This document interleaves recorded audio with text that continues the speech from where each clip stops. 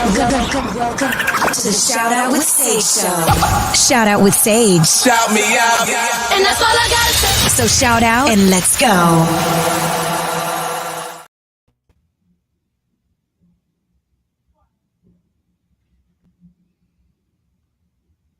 Hi, everyone. I am Sage Stevens. Welcome to Shout Out with Sage on Streaminn HUBB Radio.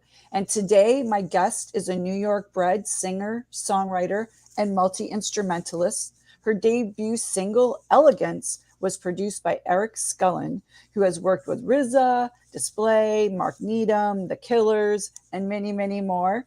The single will be dropping at the end of this month with a live performance at Hotel Ziggy here in Los Angeles. And I want to welcome to Shout Out with Sage today, NIKITA LEV. Hey, NIKITA, how are you? Hi, Sage. I'm good. How are you? I'm great. Thanks so much for being here. Thank you for having me. So, how did you start in music? I grew up around it. I have a very musical family. I played flute, and we all, like my cousins and aunts and uncles and everyone, played chamber music as a family together. Right. And I got introduced to like pop music and guitar through, like, my mom was in a band in the 90s and did all that fun stuff. Okay. Yeah. Cool. And so you play how many instruments then? I play primarily piano and guitar, but I've like dabbled in like the banjo and ukulele. Once you have like the guitar down, it's kind of easier to pick up the other string instruments. Like Okay. guitar. Yeah. I'm good at some things, but instruments is definitely not one of them. Well, I'll leave that to you for sure. And so how did you end up, wanting to go on this journey to become a singer-songwriter? I don't know. I mean, it started out like when I was 4, I saw like Taylor Swift like doing a live show, like a Grammy show or something. Right. And I was like, that's what I want to do. And I was 4 years old, and my parents were like, okay, like she can have this dream. And then it never went away. I feel like it was always fun for me, and having that like role model, having so many like female singer-songwriters as role models, it felt like very possible. Right. And I've had such support from my parents that, I feel like it just wasn't something that I was willing to give up unless it was like, I don't know, impossible. So, yeah. And you're from New York, but you're in LA now, or Yeah, I came to LA in September because I graduated high school last June, and I needed to like get out of the house and just see new things and move across the country and like kind of push myself to be like adventurous, because I knew that if I stayed, it would be like I would definitely be doing different things, but I would be, with my parents, and it'd be very comfortable. I need to push myself out of the comfort zone, So. What's the biggest hurdle you've experienced then, like coming from New York to LA and pursuing, singing? What's that been like for you? Oh man, I mean, it's really, the thing about LA is everyone's trying to be a musician. So like, you're surrounded by like-minded people, and it's great, but it's also like, oh my God, my dreams aren't rare. So it's like kind of like, take all the opportunities that you can, and it's stressful and intimidating, and also parking is just a nightmare. So. Okay, we could talk about parking on a whole episode, but we won't do that today. We'll focus on you. Oh yeah. But so do you feel that it's more competitive here, or do you just sort of stay in your lane and do your thing? I kind of have to believe that I have my own thing to offer. So it is competitive, but it's also like I believe in the things that I have to say, and I hope that like other people can relate and understand.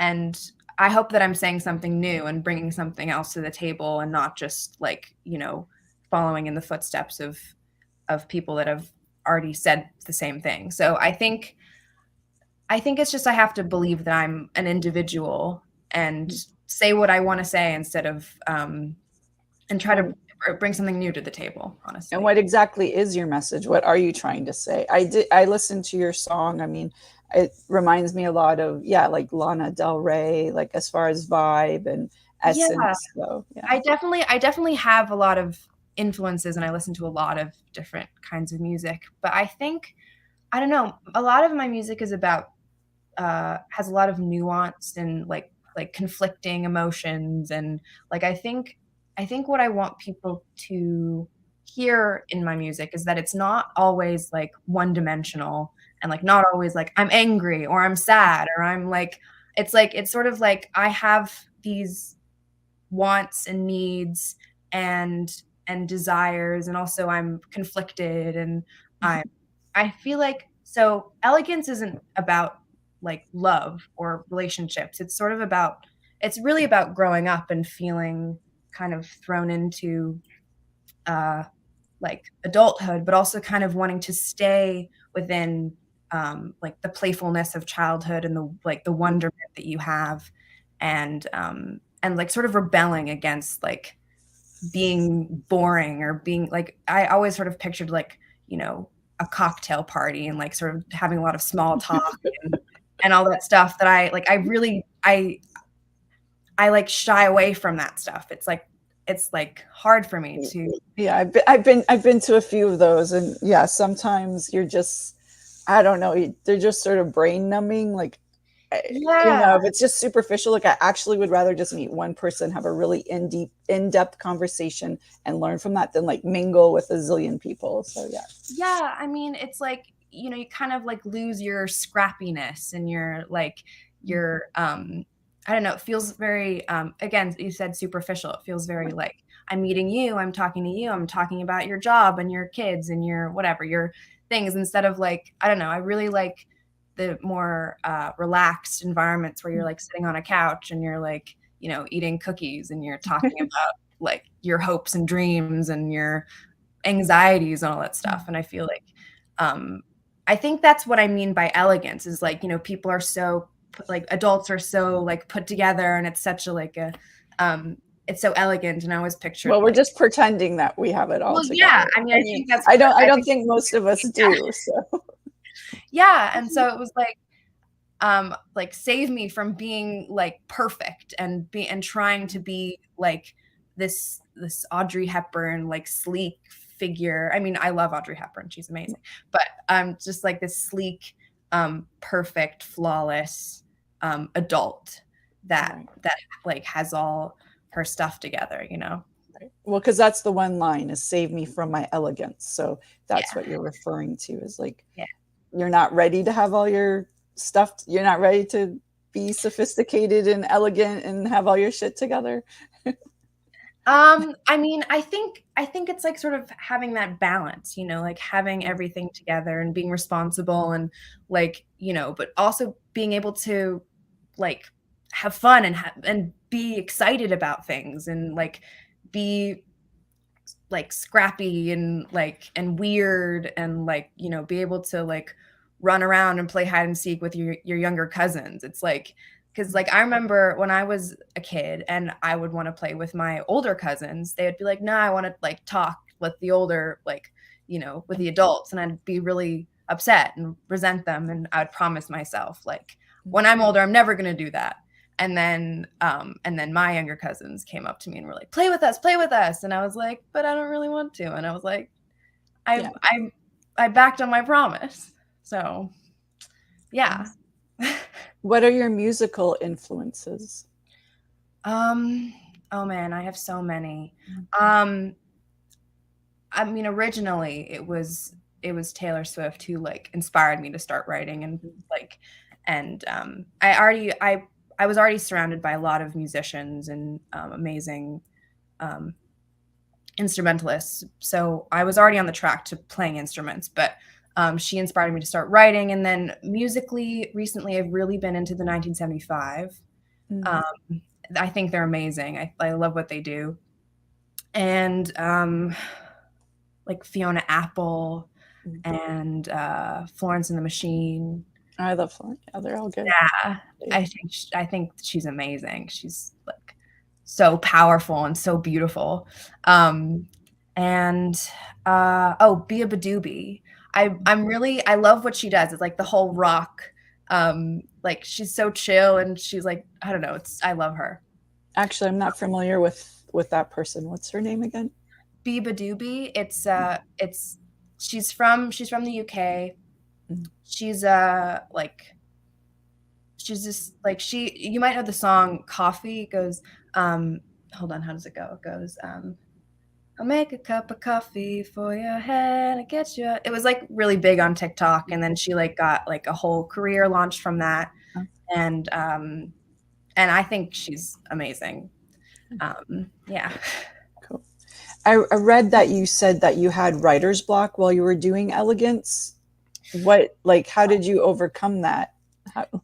Well, the riff, the main riff in the song was written actually by one of my mom's old bandmates when he was like in high school. And it was like one of the first things I learned on guitar.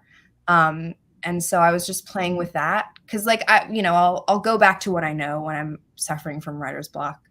Right. Well, like so you're just not being able to be creative, or you just don't, like, you have a couple lines and you can't go forward? Yeah, what exactly is writer's block for you? Yeah, for me, writer's block manifests itself in the way that's like, I just hate everything that I'm writing. It's like, it's not the lack of creativity. It's just like the lack of being happy and being satisfied with what I'm doing. It's like, I'll always be able to come up with something, but it won't be good. You're being more of a perfectionist and you're not. Yeah. Everything. It's not happening. It's not clicking. Okay. So I like kind of was playing with that riff, and lyrics kind of, I'm better with. I can, like, if I have something that I want to say, I can write it all out and say it. I mean, obviously, like, there's different ways that you can spin a phrase or anything like that. But and so like I was playing with that riff, and since it was like the tune is just the riff, it kind of like came naturally in that way. And I kind of let it be simple. I tried to not overcomplicate it with like, super complicated melodies or things like that. But yeah, I mean, it kind of, sometimes you just have to let it happen. Or sometimes when you're in the middle of writer's block, you kind of just have to like sit down, like distract yourself for like a couple days and then like get back to it and you'll be fine, because sometimes overstimulating is not the answer. Is there anyone you turn to during those times, or do you just sort of like, stick to yourself, you isolate, or do you actually have like a mentor, someone that you sort of turn to during those struggles? Well, right now my roommate Sasha is probably the main person I turn to. She's amazing. We've discovered a lot. We've shared a lot of passions recently. Like, we've introduced each other to a lot of the things that we're interested in. And I love that about us, because like we didn't know each other before we became roommates, and then and it was just like, it was so serendipitous that it happened, because we're such a good fit. I'm really happy with that. And how did you guys meet? It's a funny story, actually. So her stepmom was my 5th grade teacher. Okay. So my mom posted on Facebook that I was like moving here, and like her stepmom and my mom are Facebook friends. So like she reached out and was like, does Nikita need a roommate? And it all like came together because of that. So have there been any other serendipitous moments, like with your music? Like, how did you get, I read that your producer for this album, Eric Scullin, how did you end up meeting him? Like, how did that all happen for you? Yeah, he works with my manager, Jazz. So she introduced us. And I met Jazz. So a couple years ago, I made a whole album, and it was like in upstate New York, in Massachusetts. And like the producer on that album knew a guy who knew Jazz, and we got introduced. And And then like I started coming out here to LA when I was still in school to work on these songs. And then I decided I would move out here because, like, you know, I needed to do the brave thing. And yeah. And how did you, was it a struggle for you to come to LA, or did you have any inhibitions? What had you heard about LA, or you were just like, I have to do it? Yeah, I mean, I think it was sort of like I did have inhibitions. I had come here a couple times, but I hadn't really seen much of it because I was like working.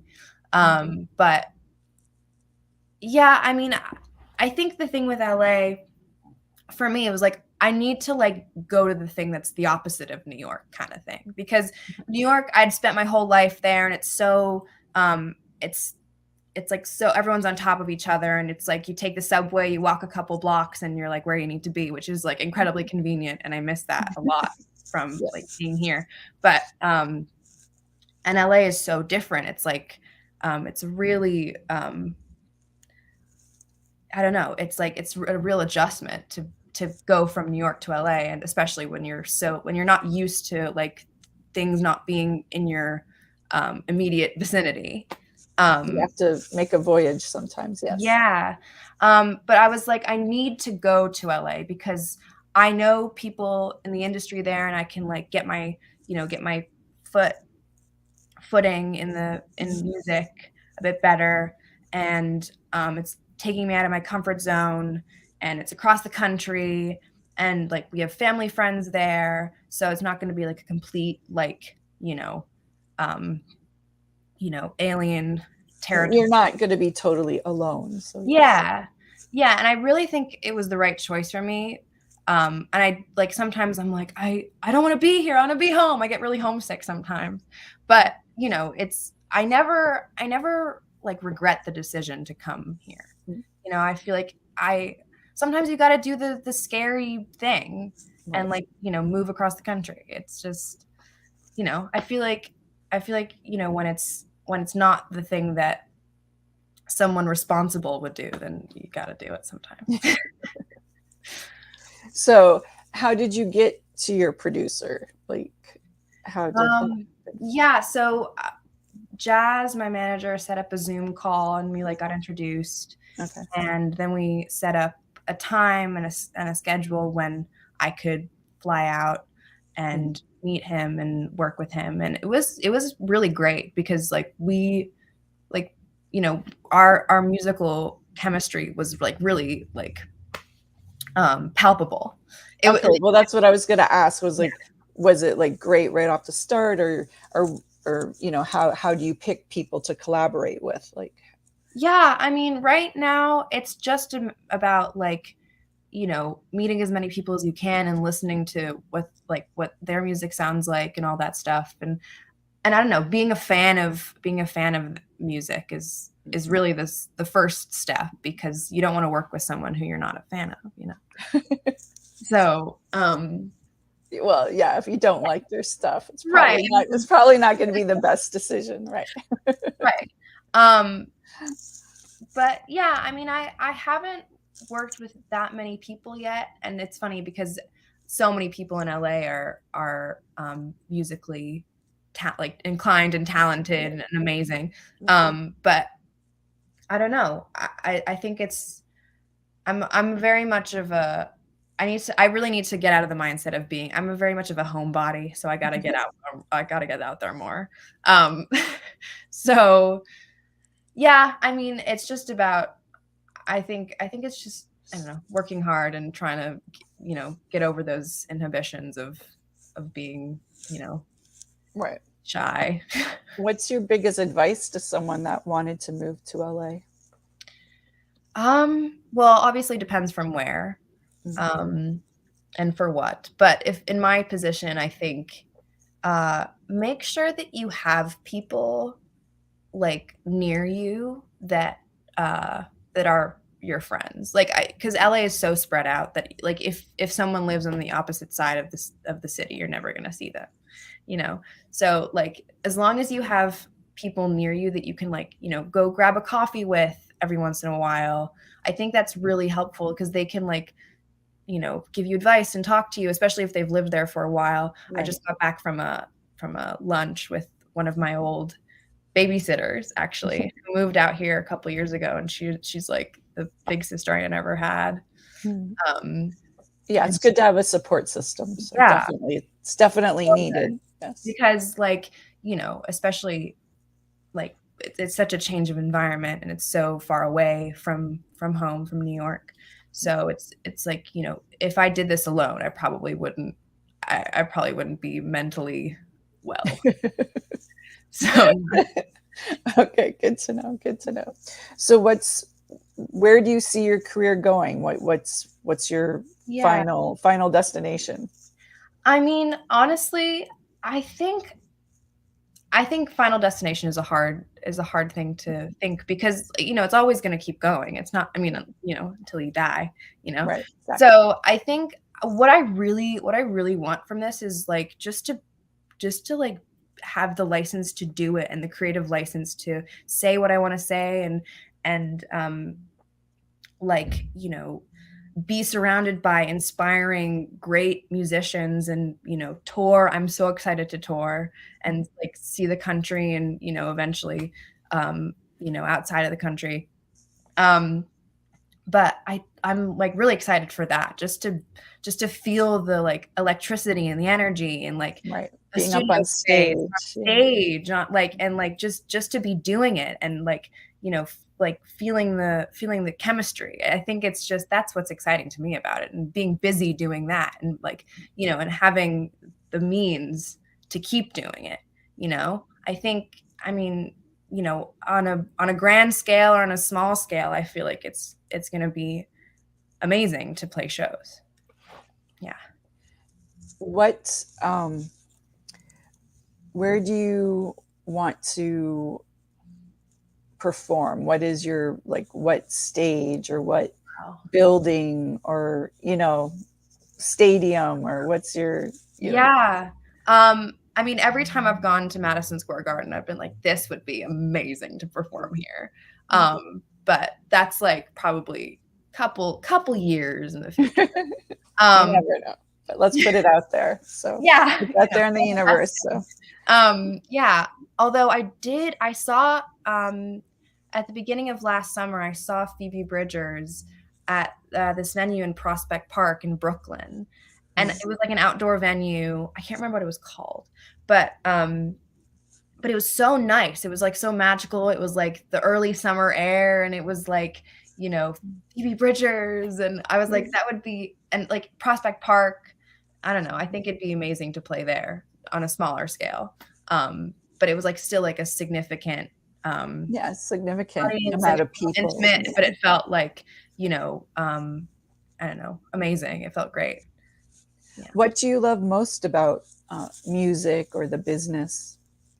Yeah. I don't actually know. I think what I love most about writing music is the feeling that you get when you've finished the song, like even just finished writing it. And also, you know, on the second step is like, you know, finished recording it and producing it, whatever. And then it's like you have that catharsis, and you're like, well, I don't have to think about it that anymore. Like that's, and then like you can, like, whatever or whoever the song is about, you're like, well, that's over now. I can get over that. I mean, I've always like journaled. So that's always helped as well. But I think, I don't know, I think a lot of songwriters say that about me, like writing music is the catharsis and the, like the relief of it when you finish it. Sort of like therapy without going to therapy. Yeah. I mean, I also go to therapy, but you know. Yeah. I mean, I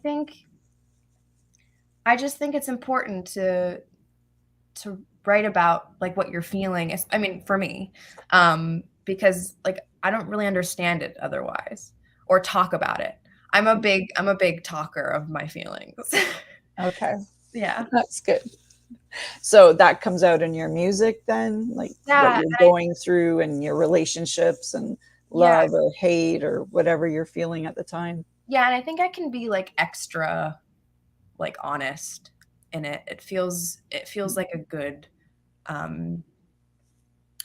like place, context to be kind of bluntly honest and vulnerable and yeah. Because like you can say something to someone and they can be like, oh yeah, no, I get what you mean, but like, you know, it's not the same, you know. I don't know. Cool. What's success to you? What do you think success is? I think maybe what I mentioned before with you know, being around people that are inspiring and people that are fun and like feeling that energy and being able to do it anytime you want. I think, and you know, go to the studio, go play shows like anytime you want. I think Having the whole career. Yeah. I mean, yeah, I think that's success to me because that's happiness to me because that's what I want to spend my time doing. You want to just be happy. Yeah. That's exciting for me. Yes. Was there anyone very pivotal or inspirational to you that's helped you reach, you know, where you are now? Like to give a shout out to someone that's been very helpful to you? Yeah, I think obviously like my family and my parents, but I think my I just had lunch with her. My ex babysitter Tessie. She's very like she's very inspiring and very spiritual and very supportive and like again, big sister I never had. And she babysat me for a while, for like a couple years, when I was in like elementary through middle school, in New York. Yeah, big shouts to her. She's amazing, incredible. So you have your single dropping at the end of this month, and you're going to be playing live at Hotel Ziggy. Mm-hmm. Why don't you tell us a little bit more about like what's going to happen and what your single's about and all that stuff? Yeah, so I'm going to be playing the show on the 27th and the single's going to come out the same day. And then I have I think 3 more songs planned to come out this year after that. The song Elegance is about I talked a little bit about this before, but kind of the rebellion about becoming an adult but also like with missing your childhood, with missing the freedom and goofiness and playfulness of childhood and like kind of the excuses you have when you're a kid where you can like, you know, be as crazy as you want and everyone's just like accepts it because you're like 5 years old. And then like, you know, as you get older, you become like angsty and hormonal and all that stuff.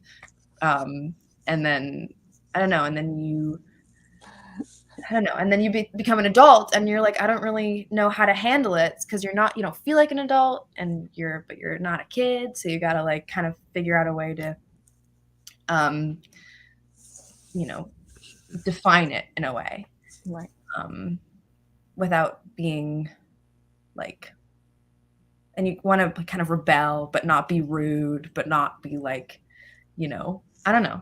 It's a bunch of different nuanced things, and I could probably talk about the definitions of like what it means to me. And I honestly, a lot of the things that I write, I don't even know what they mean.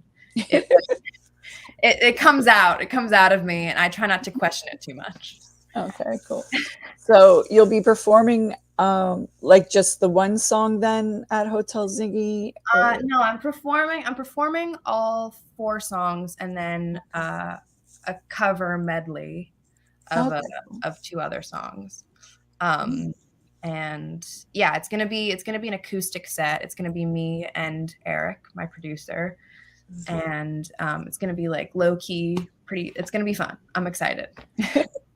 Great. So how do we find you on social media? What else do you have going on? Yeah, you can. My Instagram is Nikita, Nikita, Lev, but the E is a 3, so it's L3V. That's my Instagram, and also all my other. I have TikTok and Twitter. Yeah, that's me. And I think I'm setting up YouTube and other stuff as like. And do you have a website? I do. It's NIKITALEV.com, I think. Okay. Okay, cool. It's all in the works. It's all being set up still. Right. I'm working on it. No worries, no worries. So, well, thank you so much for being on Shout Out with Sage today. It was a great interview. Loved learning more about you. And I'm looking forward to my invite when you play at Madison, but I'm definitely going to your show at the end. Formally, officially meet you. Yes, in person, in real life. In real life, yeah. Yes, cool. Okay, awesome. Well, thank you so much, Nikita. It was great to have you today. Yeah. Okay. Bye. Okay, bye. Thanks, everyone, for joining us today on Shout Out with Sage on Streaminn HUBB Radio. See you next Wednesday at 4 LA time, and see you next time. Thanks, everyone. Bye.